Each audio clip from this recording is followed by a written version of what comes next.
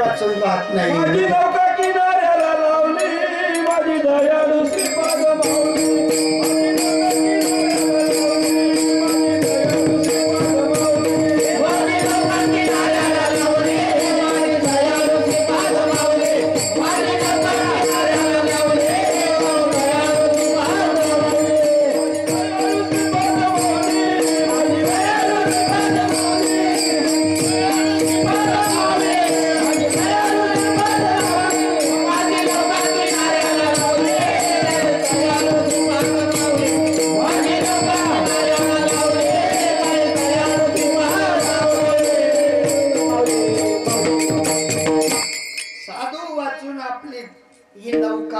किनाऱ्याला लागत नाही. साधू पाहिजे.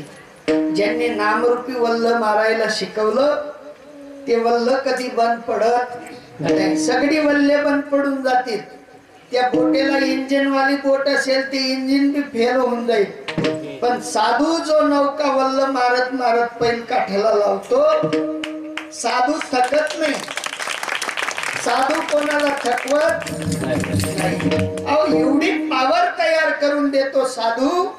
स्वतः मात्र कास बांधतो आणि तुमची आपली सर्वांची नौका किनाऱ्याला लावतो. सतके नाव केवटिया सतगुरु, सतके नाव केवटिया सतगुरु.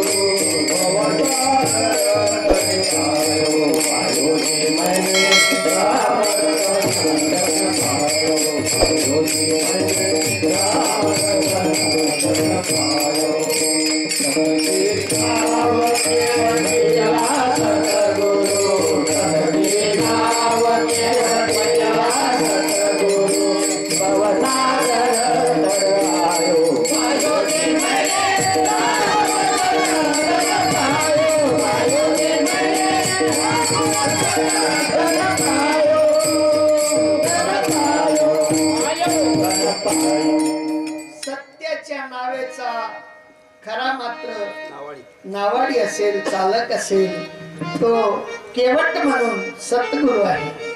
आणि त्या सद्गुरूने आपली नाव किनाऱ्याला लावली. आणि ती नाव ज्या वेळेला किनाऱ्याला लागते त्या वेळेला स्वतःला अनुभव येतो, दुसऱ्याच्या सांगण्यावर होत नाही. ते तुमच्या मार्केट यार्ड समोर एक सम्राट करून काय ती हा हा हा काय ती त्यानं पुढे काय नाही केले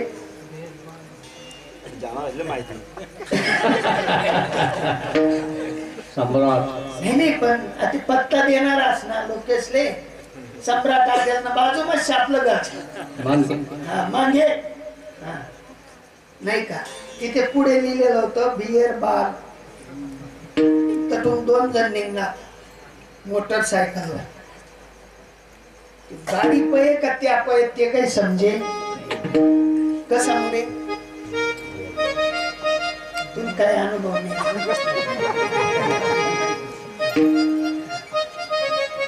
गाडी पये का त्या पये एवढी बाटली एवढी ताकद येते असले पर्यायाने. सद्गुरुन ज्ञान मा ताकद नाही म्हणा का बरं केवट बनावून येते. ओ कैसा नशा है हरि नाम का, जरा भी करके देखो.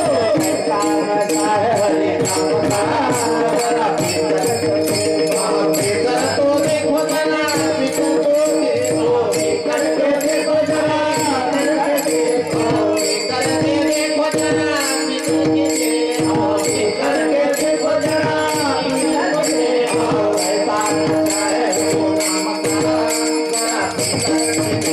कैसा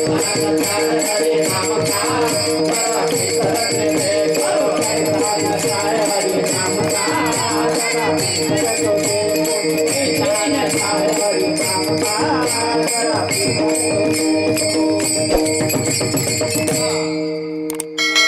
संत म्हणतात जाम पे जाम पीने से क्या फायदा, रात को पियोगे एक बार हरि नाम का प्याला पी लो जिंदगी सुधर जाएगी. ब्रह्म ब्रह्मरस घेई काळा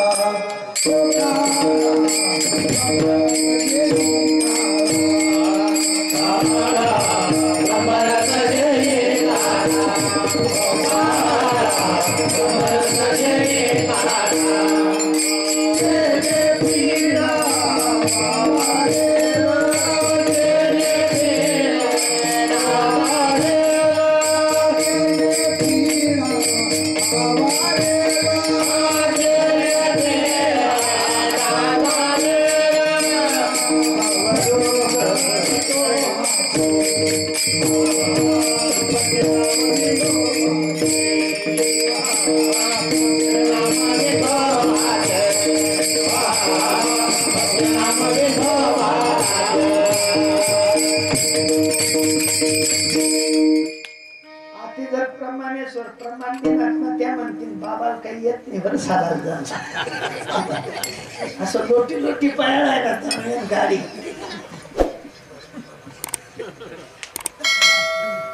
नाही का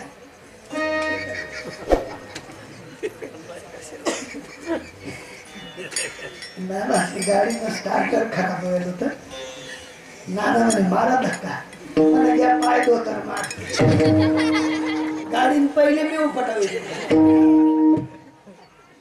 तस धक्का मारा मी उपटावी तस आनंद आहे बर का साधू तुम्ही म्हणतात ब्रह्मरस घेई काढा केले पीडा वारेल पत्य नाम विठोबाचे अनेक वाचे नसेवी भव रोग ऐसा जाय तेथे काय क्षुल्लक आहे एक क्षुल्लक रोग आहेत आणि क्षुल्लक रोगांचा विचार करू नका ही प्रत्येक जीवाच्या नादी लागलेले नाही का नाहीतरी मुळात म्हटलं ना शरीर दुःखाचे भांडार शरीर रोगाचे कोठार नाही अपवित्र शरीराविषयी शरीरासारखं अपवित्र दुसरी वस्तू नाही सोपी गोष्ट सांगतो याला जर का तुम्ही त्या पीएम रूम मध्ये पाहिलं याला तुम्ही नाक बी दाबतस तोंड बी दाबतस आणि बाहेर निघणार का खकारी खकारी काढतस काय काढतस हा इतकं घाण पण जर का साधूचा स्पर्श झाला तर शरीर उत्तम चांगले ओ जो वदे अच्युत सर्व काळ जो वदे अच्युत सर्व काळ सर्व काळ ओ वदे अच्युत सर्व काळ ओ पुण्य पुण्य हो वाणी पुण्यवंत अमरिका पुण्य वाणी पुण्यवंत ओ पुण्य पुण्य हो वाणी पुण्यवंत अमरिका